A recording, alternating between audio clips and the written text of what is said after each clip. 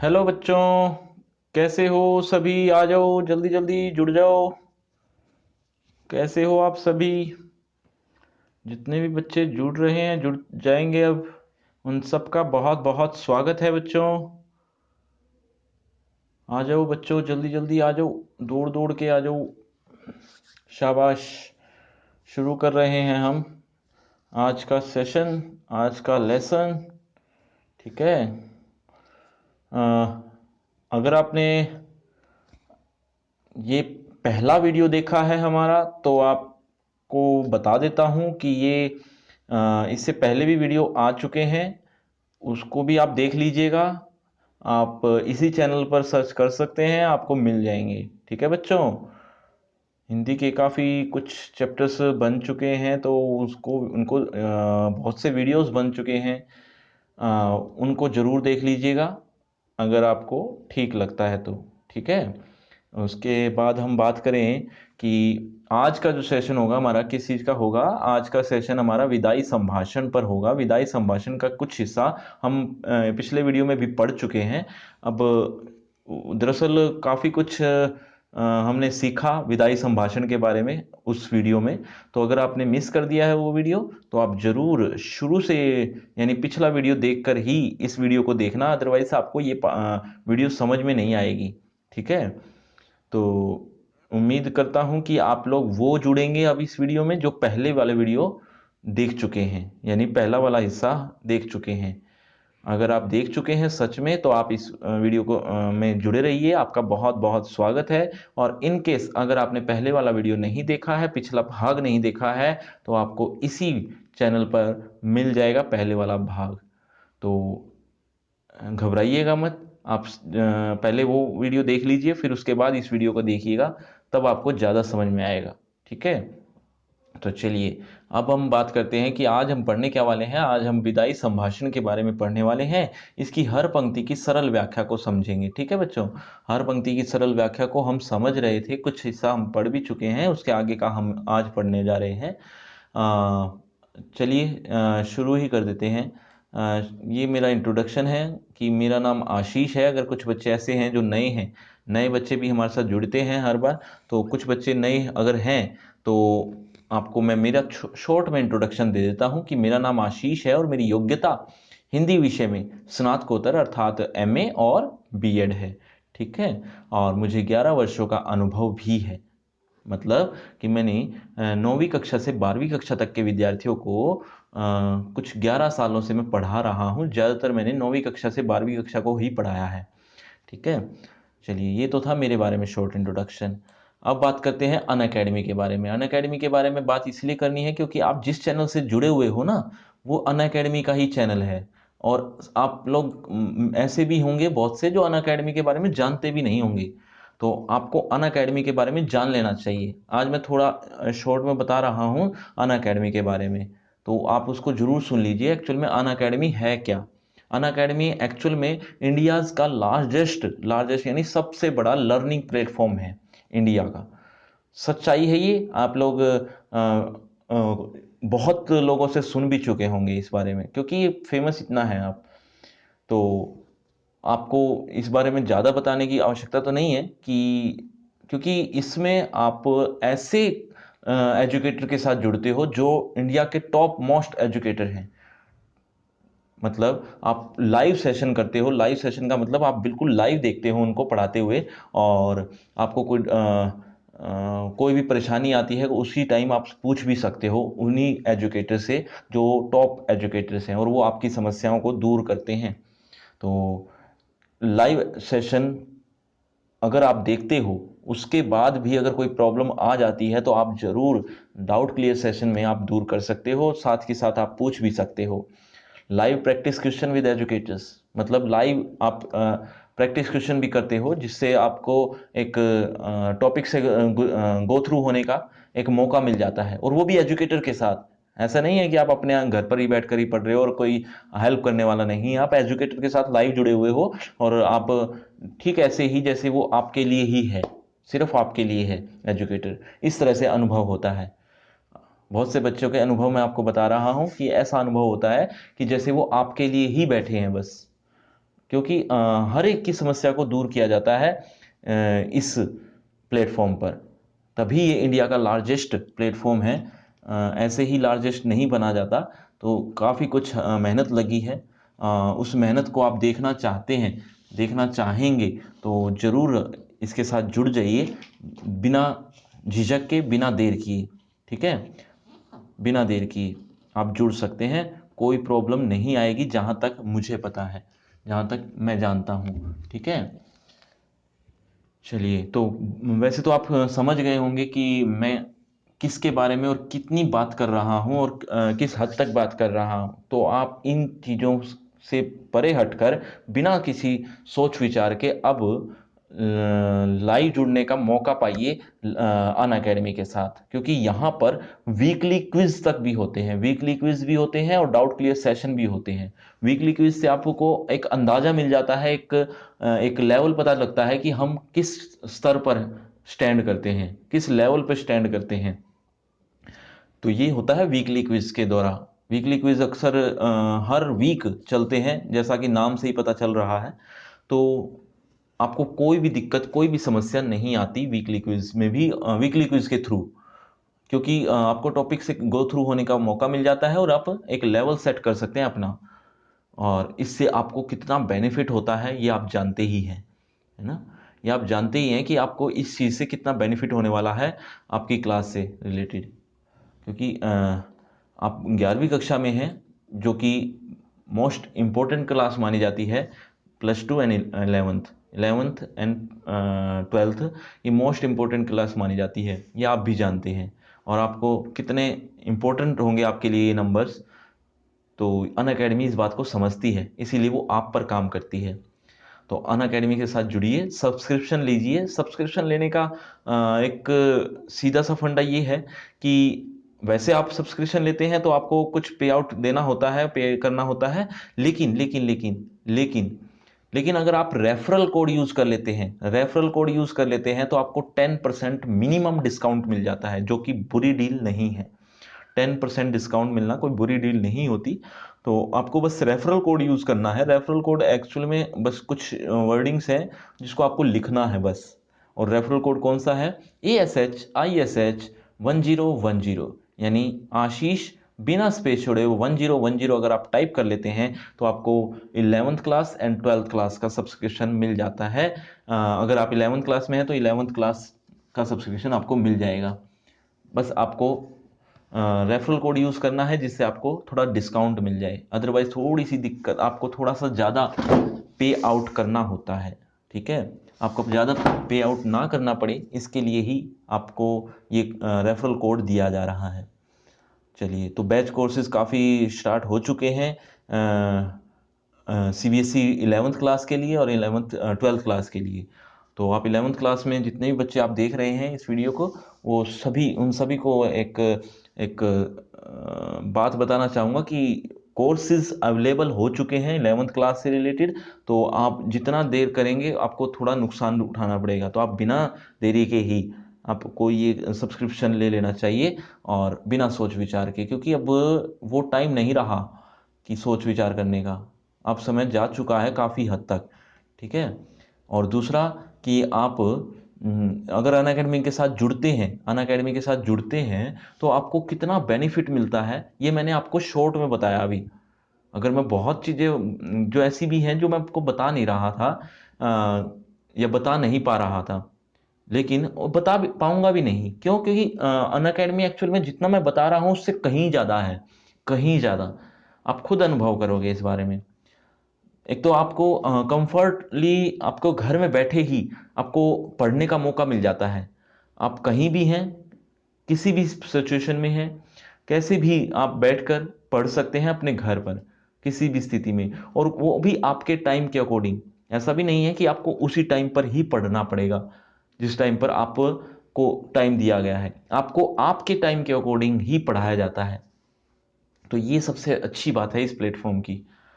अन academy ये भी इस पर भी काम करती है कि आपको कंफर्ट महसूस करवाती है।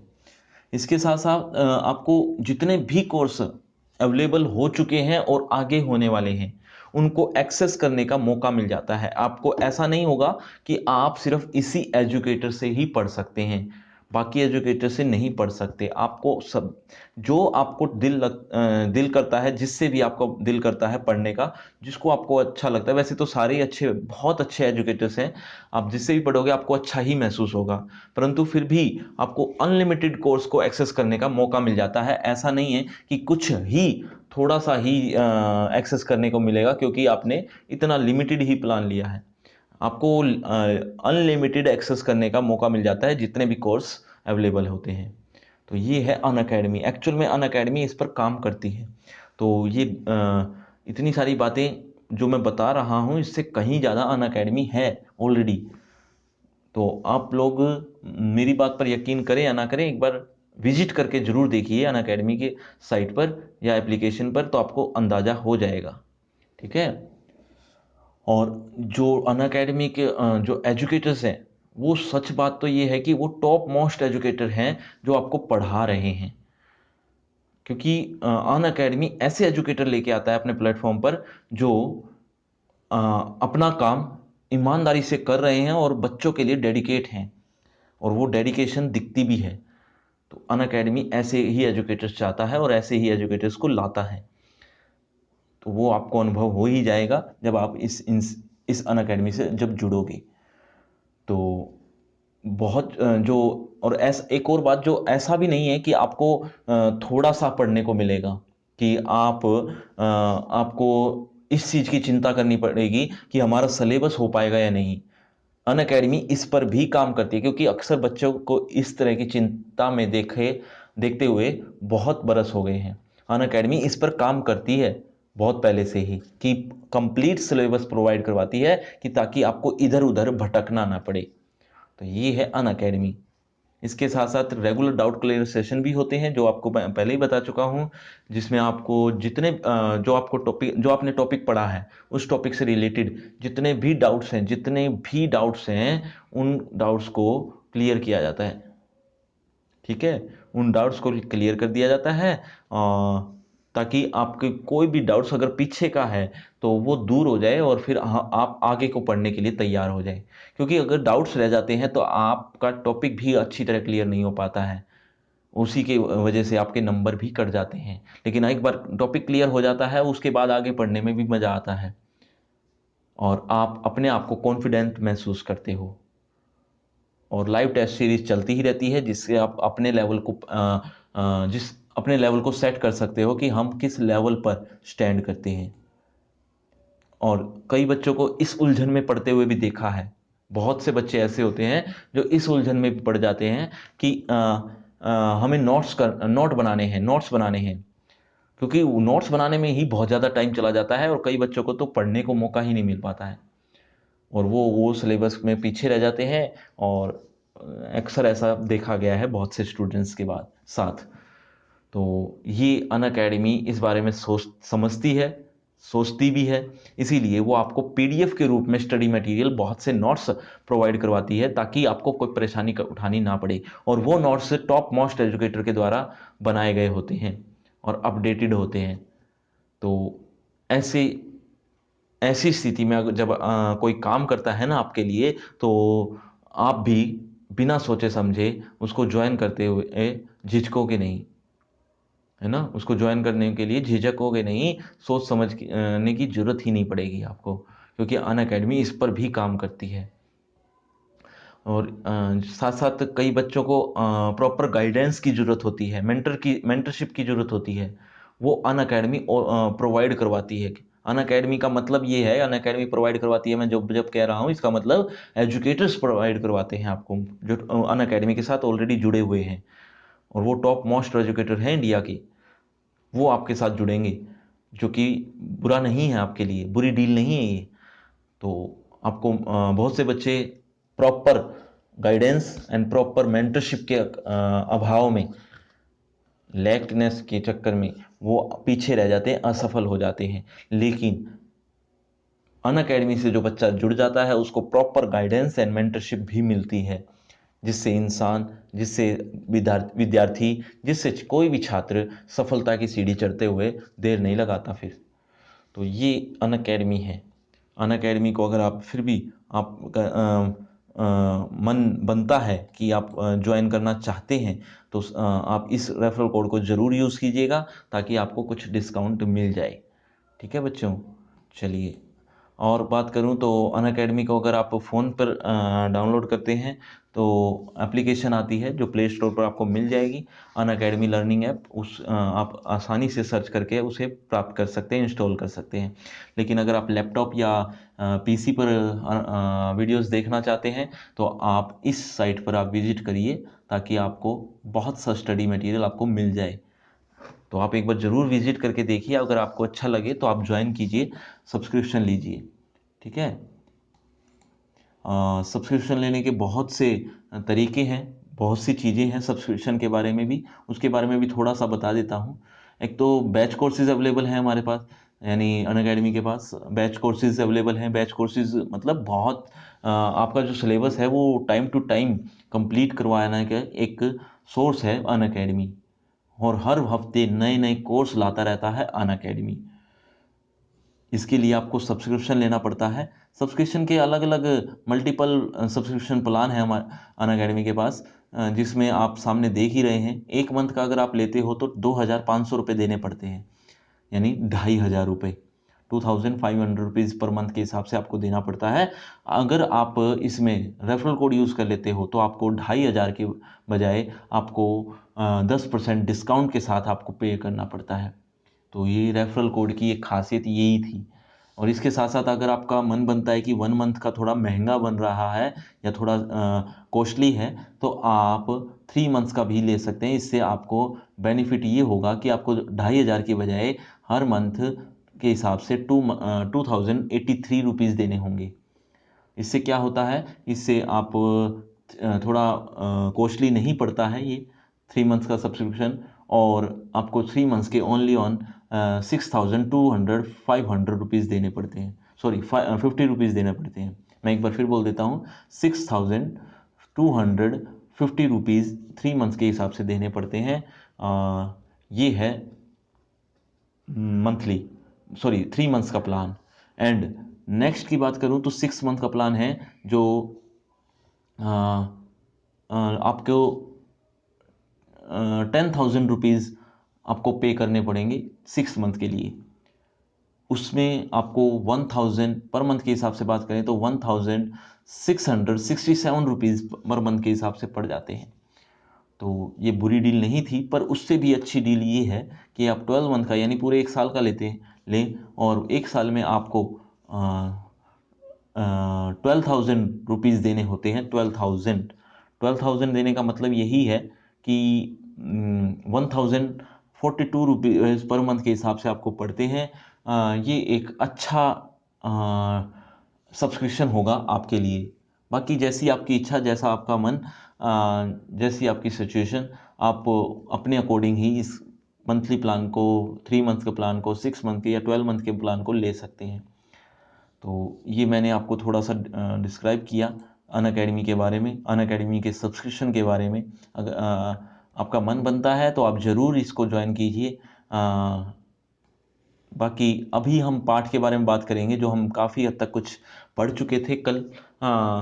लेकिन अगर आपने कल नहीं देखा था वो वीडियो, कल का मतलब पिछला वीडियो, कल कह रहा हूँ, मैं बार बार कल कह रहा हूँ, कल का मतलब पिछला वीडियो जब भी आया था हमारा, तो उसमें अगर आप नहीं जुड़े थे या नहीं देखा था तो आप वो वीडियो ज़रूर देख लीजिएगा, नहीं तो ये वीडियो समझ में नहीं आएगा। ठीक है, बाकी जैसी आपकी इच्छा, जैसा आपका मन, अगर आपको यहीं से ही जुड़ना है तो आप यहीं से जुड़ जाइए। हम कल कुछ हद तक पढ़ चुके थे और मैं बता देता हूँ आपको, हम कल यहाँ तक पढ़ चुके थे, उस समय होता है। अब हम पढ़ेंगे यहाँ से पढ़ना शुरू कर रहे हैं इस हिस्से से। जब इस हिस्से से पढ़ना शुरू कर रहे हैं तो आपको थोड़ा बहुत बता देता हूँ, ये अगर याद हो तो हम ये वाला हिस्सा पढ़ रहे हैं जब शिव शंभू की 2 गायों के माध्यम से एक लेखक एक उदाहरण दे रहा है, समझाने की कोशिश कर रहा है कि बिछड़न समय कितना करुणोत्पादक होता है, करुणा से भरा हुआ होता है, दुख से भरा हुआ होता है। तो ऐसा कुछ समझाने की कोशिश की है लेखक ने। देखो, my Lord, sorry, my lord का देश देखने का इस दीन ब्राह्मण को कभी इस जन्म में सौभाग्य नहीं हुआ, कभी भी सौभाग्य प्राप्त नहीं हुआ। मतलब किस देश को देखने में? इंग्लैंड को देखने में, क्योंकि माई लॉर्ड का जो देश है, माई लॉर्ड का जो देश है वो भारत नहीं, वो तो इंग्लैंड के है ना। तो इंग्लैंड का देश देखने के लिए इस दीन ब्राह्मण को, दीन ब्राह्मण कौन है यहां पर? लेखक। दीन ब्राह्मण को कभी इस जन्म में सौभाग्य नहीं हुआ। इससे नहीं जानता कि वहां बिछड़ने के समय लोगों का क्या भाव होता है। मतलब जब लोग बिछड़ते हैं तो मैं नहीं जानता वहां के लोग जब बिछड़ते हैं तो उनका क्या भाव आता है, क्या फीलिंग्स आती है बिछड़ते के समय। ये लेखक कह रहा है मैं नहीं जानता। पर हां, इस देश की बात करें, यानी भारत की बात करें, तो इस देश के पशु पक्षियों को भी बिछड़ने के समय उदास देखा है। मतलब पशु पक्षी भी अगर बिछड़ते हैं तो वो भी उदास हो जाते हैं, और इंसान की तो कहना ही क्या, इंसान तो होना ही है। एक बार उदाहरण की बात देते हुए लेखक क्या कहता है, एक बार की बात है, एक बार शिव शंभू के दो गायें थी। उनमें से एक अधिक बलशाली थी, बलवाली थी, बलवाली मतलब बलशाली, बलशाली मतलब ताकतवर, ताकतवर थी, और वह कभी कभी अपने सींगों की टक्कर से दूसरी कमजोर गाय को गिरा देती थी। जो दूसरी कमजोर गाय थी ना, उसको वो गिरा दिया करती थी। ऐसी भी स्थिति आ जाती है कई। एक बार, एक दिन वह टक्कर मारने वाली गाय पुरोहित को दे दी गई। मतलब उस जो ताकतवर गाय थी या बलशाली गाय थी, वो दे दी पुरोहित को। पुरोहित मतलब पुजारी को, पंडित को, पंडित को दे दी गई। देखा, अगले दिन जब देखा या उसी दिन देखा कि दुर्बल गाय उसके चले जाने से वो चली गई, क्योंकि वो तो उसको मारती थी। अब तो वो कमजोर गाय को खुश हो जाना चाहिए, लेकिन वो कमजोर गाय बड़ी दुखी रही। क्यों? क्योंकि वो उसको छोड़कर चली गई, इसीलिए वो बहुत दुखी हुई। दुर्बल गाय उसके चले जाने पर प्रसन्न नहीं हुई, बल्कि वरंच मतलब बल्कि उस दिन वह भूखी खड़ी रही, बल्कि वह उस दिन भूखी ही खड़ी रही। चारा छुआ तक भी नहीं, जो चारा था वो छुआ भी नहीं, भूखी खड़ी रही बेचारी। माय लॉर्ड, जिस देश के पशुओं के बिछड़ते समय यह दशा होती है, मतलब जब पशु बिछड़ते हैं तब ये दशा हो रही है पशुओं के बिछड़ने में। जब पशुओं के बिछड़ने में इतनी स्थिति आ जाती है, तो जब इंसान बिछड़ते हैं तो क्या स्थिति आती होगी, वहां मनुष्य की कैसी दशा हो सकती है, इसका अंदाजा लगाना कठिन नहीं है। ये कोई मुश्किल नहीं है इसका अंदाजा लगाना कि वहां इंसान की क्या स्थिति होती होगी जब इंसान बिछड़ते हैं। तो आपका बिछड़ने भी ऐसा ही एक इंसिडेंट है, एक किस्सा है। आगे भी इस देश में प्रधान शासक आए, आगे भी मतलब पहले पहले भी तो बहुत से प्रधान शासक आए हैं। तो बहुत से आए, मतलब आप अकेले तो आए नहीं इस देश में, ऐसे इससे पहले भी ना जाने कितने इस पद पर, वायसराय पद पर बहुत से लोग आए। अंत में उनको जाना भी पड़ा, मतलब अंत में उनको जाना पड़ा, और आप भी गए। तो आप दोनों, आपका और उनका जाना अलग तो था नहीं, लेकिन लेकिन एक बहुत बड़ा अंतर और भी है जो आपके और उनमें अंतर था। क्या अंतर था वो देखो। अंत में उनको जाना पड़ा, इससे आपका जाना भी परंपरा की चाल से कुछ अलग नहीं था। आपका जाना भी परंपरा की चाल से अलग नहीं हुआ। परंपरा तो यही है ना कि कोई जो आया है वो जाएगा। ठीक ऐसे ही जैसे वो बाकी के वायसराय पद पर जो आए थे, वो एक ना एक दिन चले गए। आपका जाना भी कोई अलग नहीं है, आप भी चले गए। लेकिन लेकिन तथापि आपके शासनकाल का नाटक घोर दुखांत है। यानी आपका जो शासनकाल का नाटक चल रहा था, यानी एक तरह का वायसराय पद पर जो नाटक खेल रहे थे आप, उसका अंत, उस नाटक का अंत दुखांत था। दुखांत मतलब दुख से भरा हुआ अंत था, दुख भरा था। और अधिक आश्चर्य की बात यह है कि दर्शक तो क्या, स्वयं सूत्रधार भी नहीं जानता था कि उसने जो खेल सुखांत समझकर खेलना आरंभ किया था वह दुखांत हो जाएगा। इस लाइन का क्या मतलब है, ध्यान से सुनो। और अधिक आश्चर्य की बात तो ये है, मतलब ये हैरानी की बात ये है कि दर्शक भी नहीं जानते थे। दर्शक तो क्या जानते हो उस नाटक के बारे में, स्वयं सूत्रधार भी नहीं जानता था। सूत्रधार यानी बनाने वाला, यानी खुद लॉर्ड कर्जन, लॉर्ड कर्जन भी ये बात नहीं जानता था। दर्शक तो क्या पता जानते हो या ना जानते हो, मतलब दर्शक तो क्या जानेंगे, लॉर्ड कर्जन खुद भी नहीं जानता था। किस बात को? कि उसने जो खेल सुखांत समझकर खेलना आरंभ किया था, मतलब जो खेल उसने खेला था सुखांत समझकर कि सुख भरा अंत होगा मेरा, परंतु वो सुख भरा अंत नहीं हुआ उसका। तो सुख भरा अंत सोचकर जो उसने खेल आरंभ किया था वह दुखांत हो जाएगा, और ये तो उसने भी नहीं सोचा था, है ना। तो इतना बड़ा दुख हुआ उसको। जो शासनकाल उसने किया उसके आदि में सुख था, आदि मतलब शुरुआत में, जो उसका शासनकाल था उसके आदि में यानी शुरुआत में तो सुख था, और मध्य में सीमा से बाहर सुख था। मतलब मध्य में तो मिड में, जब उनका शासनकाल चल रहा था उसके मिड में तो सीमा से बाहर सुख था। सीमा से बाहर यानी अनलिमिटेड, अनलिमिटेड सुख था उसका अंत। लेकिन जो अंत हुआ शासनकाल का वो ऐसे घोर दुख के साथ हुआ। दुख के साथ कैसे हुआ, मतलब इतना घोर दुख के साथ कैसे उनका उसका अंत हुआ। घमंडी खिलाड़ी समझता है कि दूसरों को अपनी लीला दिखाता हूं, ऐसा लोग सोचते हैं ना। यानी लॉर्ड कर्जन ये सोच रहा होगा कि घमंडी खिलाड़ी है वो, घमंडी खिलाड़ी ये समझता है कि दूसरे को अपनी लीला दिखा रहा हूं, मतलब मैं अपना शासन कर रहा हूं तो अपना ही काम कर, अपने ही शासन चलाऊंगा, अपना ही मन मर्जी चलाऊंगा। ये तो वो कर रहा था। किंतु किंतु क्या हुआ, किंतु पर्दे के पीछे एक और की ही, किंतु पर्दे के पीछे एक और की ही लीलामय की लीला हो रही थी। मतलब पर्दे के पीछे लीलामय, लीला कौन रच रहा था, लीलामय माने लीला को रचने वाला, यानी भगवान, भगवान की ही लीला हो रही थी पर्दे के पीछे। यानी उस नाटक को रचने वाला तो लॉर्ड कर्जन हो गया, लेकिन लॉर्ड कर्जन से के पीछे भी कोई बैठा था जो उस नाटक को रच रहा था, यानी भगवान।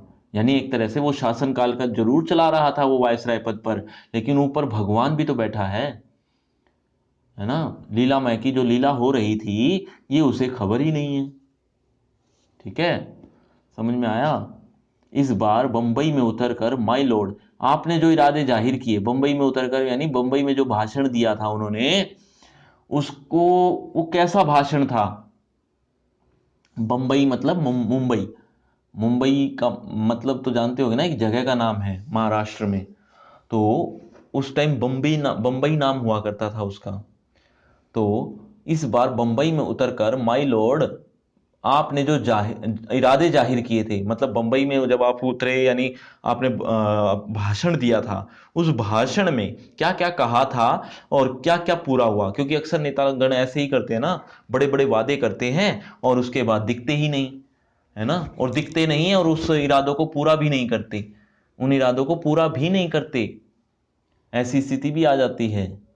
आपने कहा था, उन्होंने जो लॉर्ड कर्जन थे उन्होंने भी ऐसी बड़ी बड़ी बातें की थी, और कौन कौन सी पूरी हुई, कोई भी तो नहीं हुई। यही बात लेखक कह रहा है। क्या कहा कि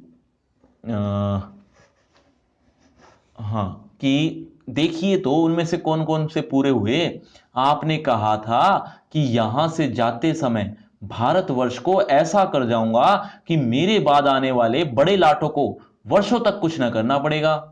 मतलब आपने तो ये बात भी कही थी कि मैं भारतवर्ष में कुछ ऐसे ऐसे काम करूंगा जिससे, जिसके बाद आने वाले जो हैं मेरे पद पर, यानी वायसराय पद पर जो आएंगे, उनको वर्षों तक कोई काम नहीं करना पड़ेगा। क्यों नहीं करना पड़ेगा काम, क्योंकि वो सोचते थे कि मैं इतना काम कर जाऊंगा कि बाद वाले काम करने की उनको जरूरत ही नहीं पड़ेगी, इतना काम करके जाऊंगा मैं। लेकिन क्या हुआ ऐसा, काम तो दूर की बात, इतना ऐसी स्थिति आ गई कि उल्टा हो गया। उल्टा क्या हो गया, उल्टा ये हुआ कि बहुत से ऐसे काम कर गए वो कि अब जो उनके बाद आएंगे वायसराय पद पर, उनको तो बहुत ज्यादा मेहनत करनी पड़ेगी, तब जाकर वो पहले वाली स्थिति आएगी जो अब है लॉर्ड कर्जन के टाइम पर। यानी शुरुआत में जो स्थिति है और एंड तक तो ऐसी स्थिति बना गए लॉर्ड कर्जन कि उनके पद पर आने वाले जो बाद में वायसराय पद पर हैं वो बहुत मेहनत करेंगे, तब जाकर वो स्थिति आएगी। तो ऐसा ही वो लिख रहे हैं लेखक। देखो, आपने कहा था कि आपने यहां जाते वक्त, सॉरी, यहां से जाते समय भारतवर्ष को ऐसा कर जाऊंगा कि मेरे बाद आने वाले बड़े लाटों तक को, लाटो मतलब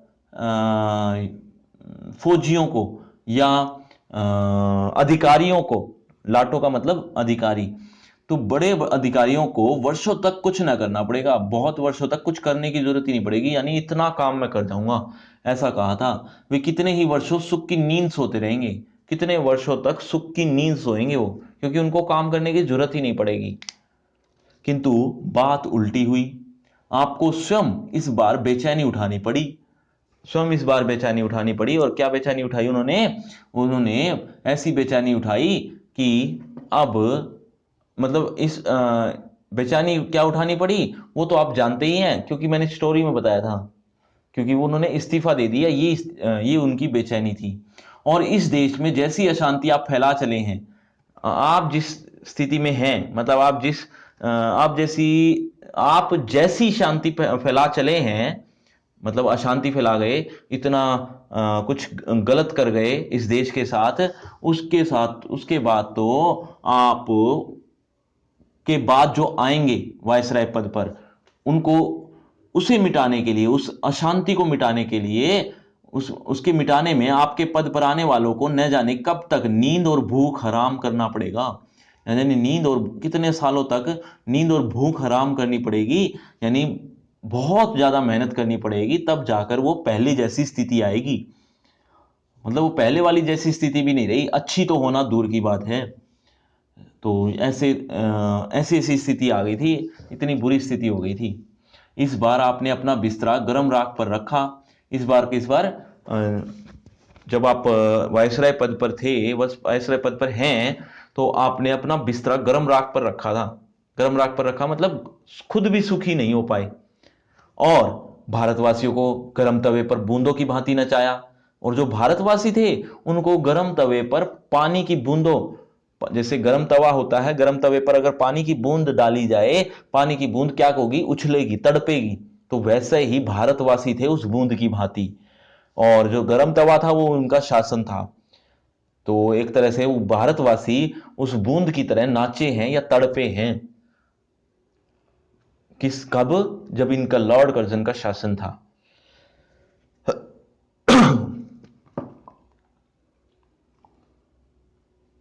तो आगे देखो आप, ये जो दो लाइन लिखी हुई थी ना, इस बार आपने अपने बिस्तरा गर्म राख पर रखा है और भारतवासियों को गर्म तवे पे पानी की बूंदों की भांति नचाया है। इस लाइन को इस लाइन के बाद जो ये लाइन लिखी गई है वो इन्हीं दो लाइनों के अर्थ है कि आप स्वयं भी खुश न हो सके और यहां की प्रजा को भी सुखी न होने दिया। इसका लोगों के चित्त यानी मन पर बड़ा ही दुख है, यानी बहुत दुख होता है ऐसी स्थिति में। तो ऐसा कुछ लेखक बता रहे हैं लॉर्ड कर्जन के बारे में। आगे देखिए, समझ में आ रहा है बच्चों, या मैं सिर्फ पढ़े ही जा रहा हूं? समझ में आ रहा है? एक बार जल्दी से कमेंट करके बताओ बच्चों। एक बार कमेंट करके तो बताओ कि कितना समझ में आ रहा है। जो बच्चे नए हैं, जो बच्चे बाद में जुड़े हैं हमारे साथ लाइव सेशन में, उन सबको बता देता हूं बच्चों, आप शुरू से इस वीडियो को देखिएगा, नहीं तो समझ में नहीं आएगा बच्चों, समझ में नहीं आएगा। आप इस वीडियो को शुरू से देखना, इससे क्या होगा, आपको समझ में आना शुरू हो जाएगा।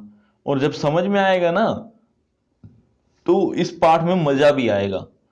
अभी तक तो आपको जैसे बोरिंग लग रहा होगा, अगर आपने बाद में से देखा हो, समझ में भी नहीं आएगा आपको अच्छी तरह। तो आप वीडियो को शुरू से देखिएगा, अदरवाइज कोई फायदा नहीं है बच्चों। तो मुझे उम्मीद है कि आप ऐसा ही करेंगे, और ऐसे जितने भी बच्चे इस वीडियो को यहां तक देख रहे हैं, वो अब पहला वाला वीडियो देख चुके होंगे या शुरू से इस वीडियो को देख रहे होंगे, है ना? तो एक बार कमेंट करके बताइए कि जहां तक मैं पढ़ा चुका हूं वहां तक आपको समझ में आ गया। और जो बच्चे लाइव नहीं देख रहे उनके लिए भी मैं बता रहा हूं कि बच्चों लाइव नहीं देख रहे बेशक, लेकिन कमेंट करके जरूर बताना कि आपको समझ में आ रहा है। अगर आ रहा है तो बताना जरूर, ठीक है? ताकि होगा क्या, इससे मुझे पता चलेगा कि कितने बच्चों को समझ में आ रहा है और कितनों को नहीं आ रहा। अगर नहीं आ रहा तो आपकी प्रॉब्लम को मैं दूर कर पाऊं। अगर कोई भी दिक्कत है कमेंट कर दीजिए आप, बेशक। और नहीं है दिक्कत तो कोई बात नहीं, यस सर समझ में आ गया, इस तरह से कुछ भी लिख सकते हो आप, ताकि मुझे एक अंदाजा हो जाए, एक संकेत मिल जाए कि आपको समझ में आ रहा है। ठीक है।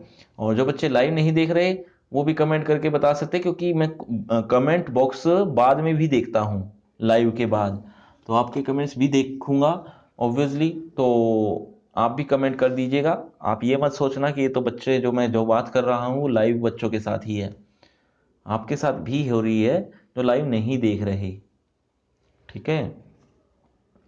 तो मैं इंतजार कर रहा हूँ कि आप कुछ कमेंट करें और मुझे बताएं कि आपको समझ में आ रहा है या नहीं।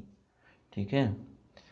अब जो हम पढ़ने जा रहे हैं, सुनो बच्चों, अब जो हम पढ़ने जा रहे हैं उसको पहले समझ लेते हैं, ताकि आपको ये बात समझ में जल्दी आए जो मैं अब पढ़ने जा रहा हूँ। ठीक है।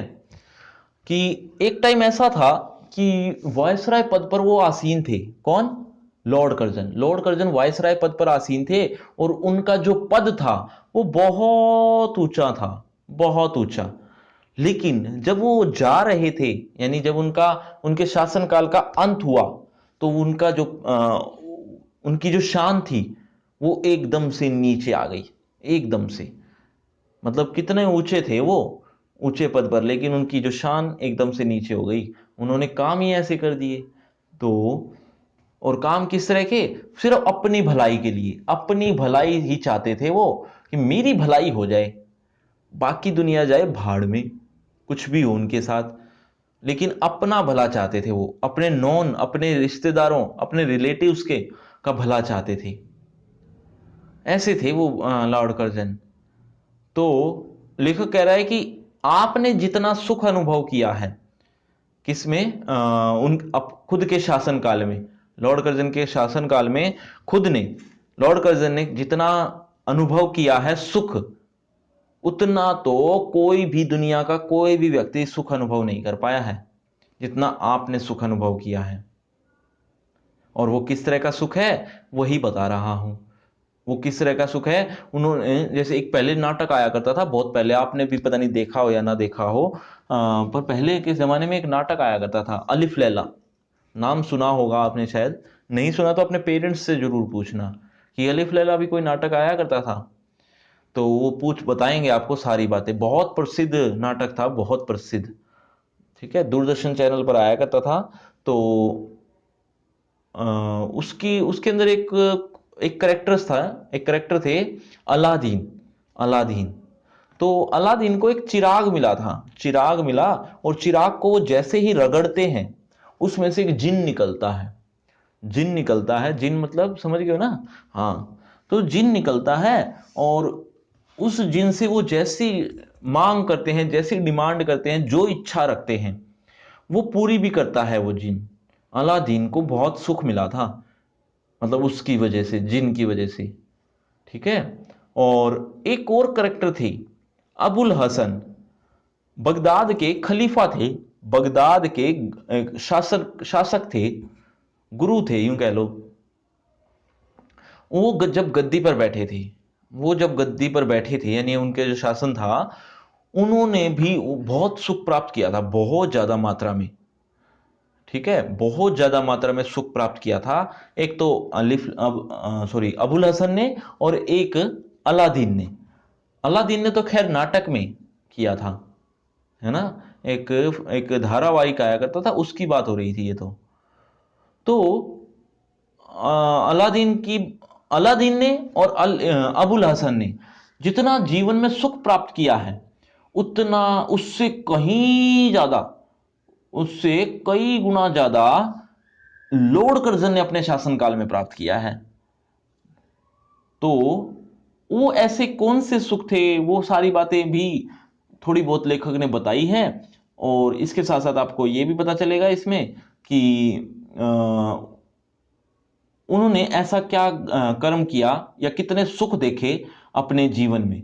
ये सारी चीजें अभी, ये सारी चीजें तो नहीं, पर हाँ थोड़ी बहुत इस पैराग्राफ में बताई गई हैं। तो जो हमने आपको समझाया वो आपको समझ में आ गया हो, नहीं आया हो तो एक बार पढ़ लेते हैं, और ज्यादा अच्छे समझ में आएगा, क्योंकि जो मैंने समझाया है वही बातें अब हम पढ़ेंगे। ठीक है।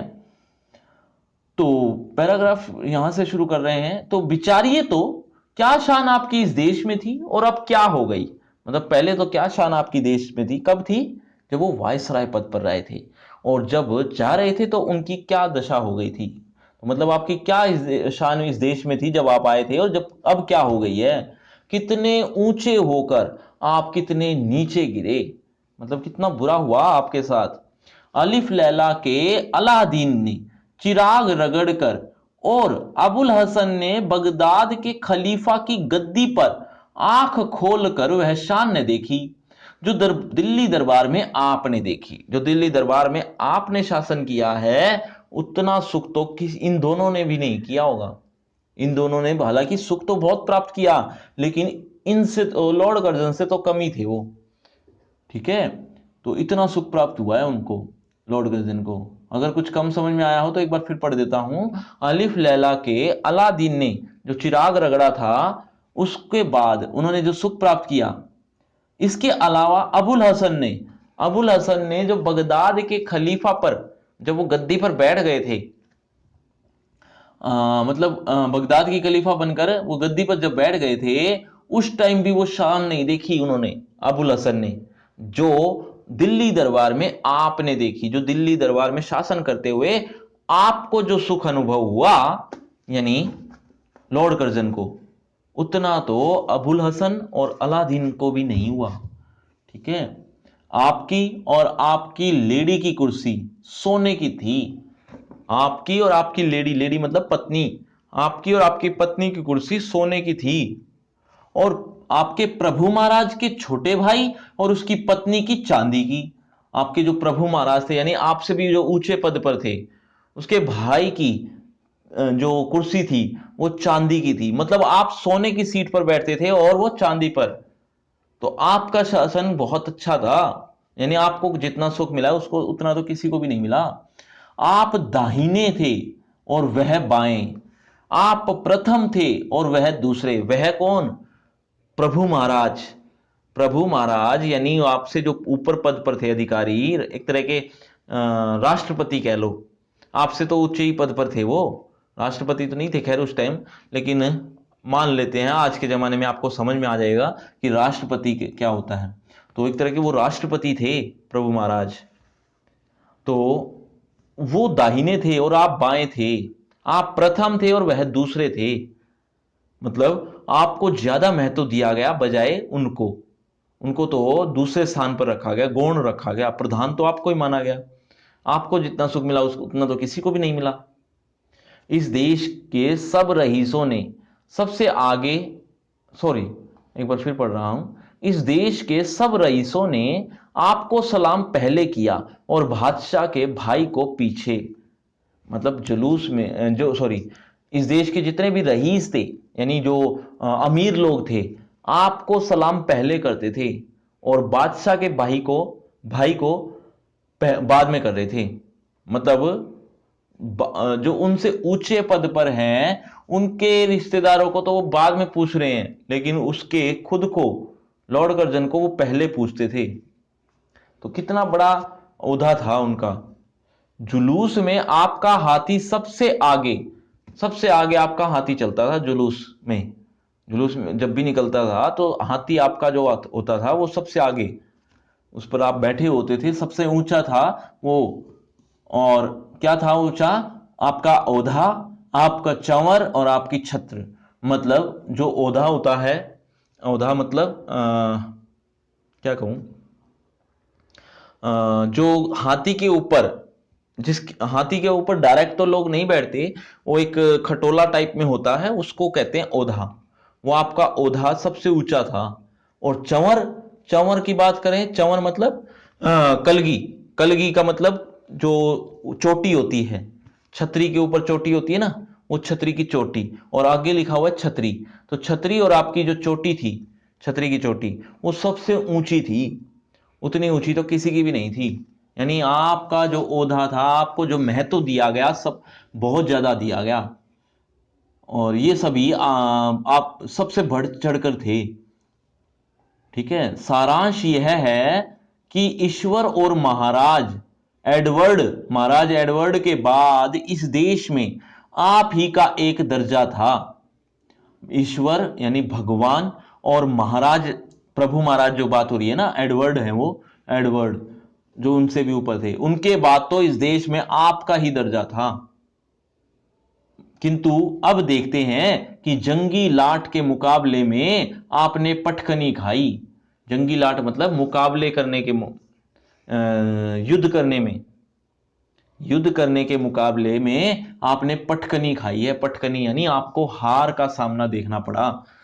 और वो युद्ध कैसा था? वो इस्तीफा वाला, उसमें आपको पटखनी खानी पड़ी। सिर के बल नीचे आ रहे, सिर के बल आप नीचे गिरे। आपके स्वदेश में वही ऊंचे माने गए, आपको साफ नीचा देखना पड़ा। आपके स्वदेश में वही ऊंचे माने गए। कौन ऊंचे माने गए बताओगे कमेंट करके? वो जो लोग जो आपके ओहदे को, आपके इस्तीफे को स्वीकार कर लेते हैं, वो लोग। आपको साफ नीचा देखना पड़ा, आपको नीचा देखना पड़ रहा था। पद त्याग की धमकी से भी ऊंचे न हो सके। आपको तो पद तक देने की, पद त्याग करने की भी धमकी मिल गई थी। मतलब आपने दे दी थी, मिल गई थी नहीं, दे दी थी। लॉर्ड कर्जन ने तो पद त्याग की धमकी भी दे दी थी, उससे भी ऊंचे नहीं हो पाए वो, यानी उसके स्वीकार कर लिया।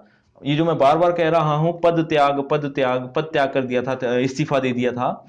ये कहानी मैंने बताई थी, फिर भी एक बार शॉर्ट में बता देता हूं कि हुआ ये था कि लॉर्ड कर्जन के जो नियम कानून थे, नियम शासन थे, जो भी थे वो सब के सब, अपने सुख के लिए थे, अपने भले के लिए ही थे।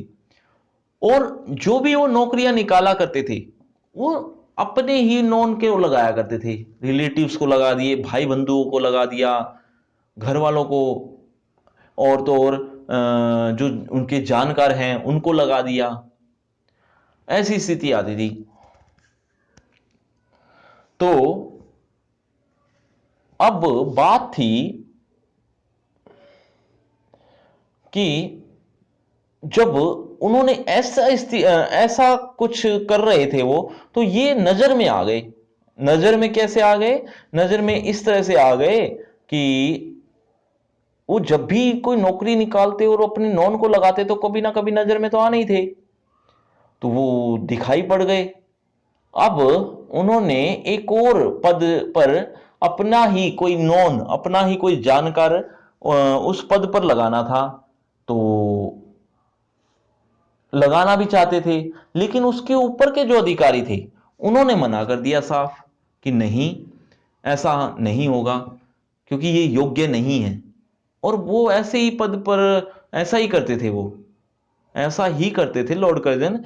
वो आदमी जो, जिनको वो नौकरी लगाते थे, वो योग्य हो या न हो, काम करना जानता हो या न जानता हो, लेकिन उसको उस नौकरी को ज्वाइन जरूर करवा देते थे, नियुक्त जरूर करवा देते थे।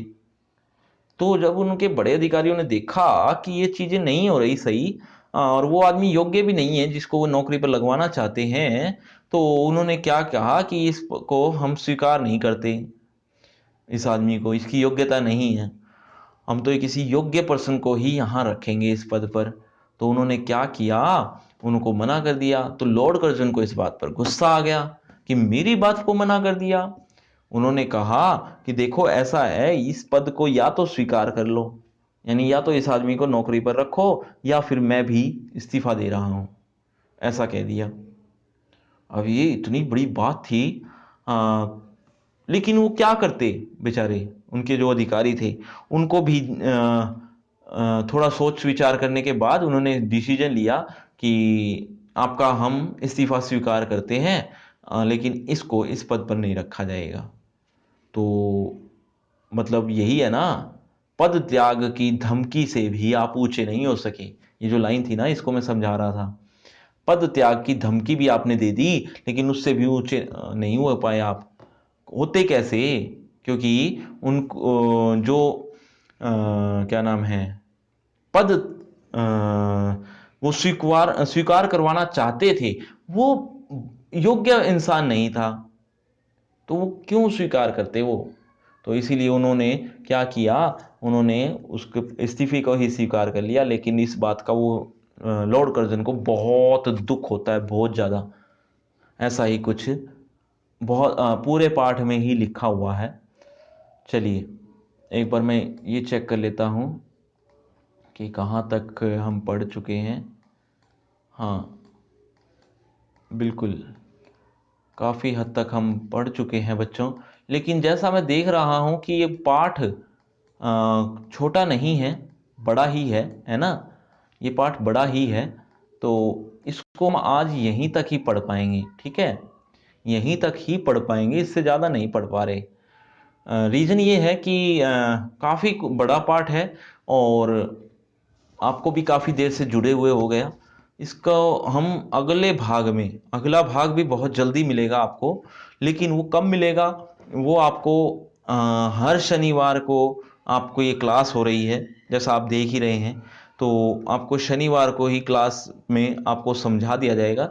लेकिन प्रॉब्लम ये है कि आप क्या याद रख पाएंगे इतना कुछ? अगर हाँ तो मुझे एक बार कमेंट करके ज़रूर बताइएगा कि हम याद कर सकते हैं इतना, और अगर नहीं कर पाते तो भी बताना, ठीक है? दरअसल ये पाठ बहुत ज़्यादा बड़ा है, जैसा आप बुक में भी देख रहे होंगे, है ना? बुक में भी देख रहे होंगे और मैंने अभी अभी आपको दिखाया भी है। ये पाठ एक्चुअल में बहुत बड़ा है। इतना बड़ा पार्ट होने की वजह से इसके 2-3 पार्ट निकालने पड़ रहे हैं। 2 पार्ट तो आ गए हैं, तो और भी पार्ट निकल जाएंगे। तो बड़े पार्ट होने की वजह से, अगर ये पार्ट छोटा होता तो कोई दिक्कत नहीं थी, एक ही दिन में भी हो सकता था। परंतु ये पार्ट बहुत ज़्यादा बड़ा है और अच्छा पार्ट है, और इसको एक एक लाइन को हम नहीं समझेंगे तो कोई फ़ायदा भी नहीं है ना? कोई फ़ायदा नहीं है। इसीलिए हमें यहीं पर ही छोड़ना पड़ेगा इस पार्ट को। और बात करें क्या इतना आप याद कर पाएंगे? तो मुझे लगता है कि आपको याद हो गया होगा, समझ में आ गया होगा, ऐसी मैं उम्मीद करता हूं। परंतु ये जवाब तो आप ही देंगे कि हमें समझ में आ गया या नहीं आया, ठीक है? अगर आप दे सकते हैं जवाब, जल्दी से कमेंट कीजिए। जो बच्चे लाइव नहीं देख रहे वो भी कमेंट कीजिए। बस करते जाइएगा, करते जाइएगा। और बाकी मिलते हैं हम नेक्स्ट वीडियो में, जो बहुत जल्दी आएगी। आप हमारे इस चैनल को सब्सक्राइब कर लीजिए। सब्सक्राइब करने का मतलब यही है, सब्सक्राइब करने से एक फ़ायदा ये हो जाता है कि आपको नोटिफिकेशन मिलते रहते हैं। तो इस चैनल को सब्सक्राइब करना मत भूलिए। जाने से पहले इस चैनल को सब्सक्राइब कर लीजिएगा, ठीक है? और अनअकैडमी का ये चैनल है, जैसा कि मैं पहले भी बता चुका हूँ और आपको पता भी होगा कि ये अनअकैडमी का ये चैनल है। और अनअकैडमी की एक ऐप है, जिसको आप डाउनलोड अगर कर लेते हो तो आपको बहुत सा स्टडी मटेरियल मिल जाता है। क्योंकि यूट्यूब पर आप शायद सेटिस्फाई नहीं हो रहे हो कि ये इसमें कम मटेरियल आता है या इतना पब्लिश नहीं हो पाता है। लेकिन आपको ज़्यादा पढ़ना है, हर रोज़ पढ़ना है, तो आप हमारे साथ जुड़े रहिए। किस पर? अनअकैडमी पर, अनअकैडमी की एप्लीकेशन पर। अगर आप वहाँ पर अगर जुड़ जाते हैं तो आपको स्टडी मटेरियल की कोई प्रॉब्लम नहीं आएगी।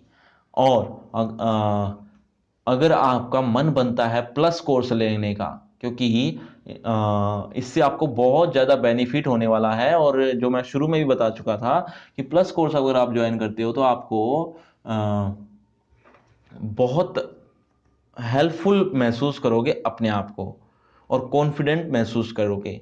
लेकिन जब प्लस कोर्स लोगे तो एक बात का ध्यान रखना कि इस रेफरल कोड को जरूर यूज कर लेना। रेफरल कोड को ASHISH1010 बिना स्पेस छोड़े हुए आशीष 1010 टाइप कर देना, और 10% आपको डिस्काउंट मिल जाएगा। मिनिमम है ये, इससे ज़्यादा भी मिल जाएगा, लेकिन ये तो आपको मिनिमम बताया मैंने।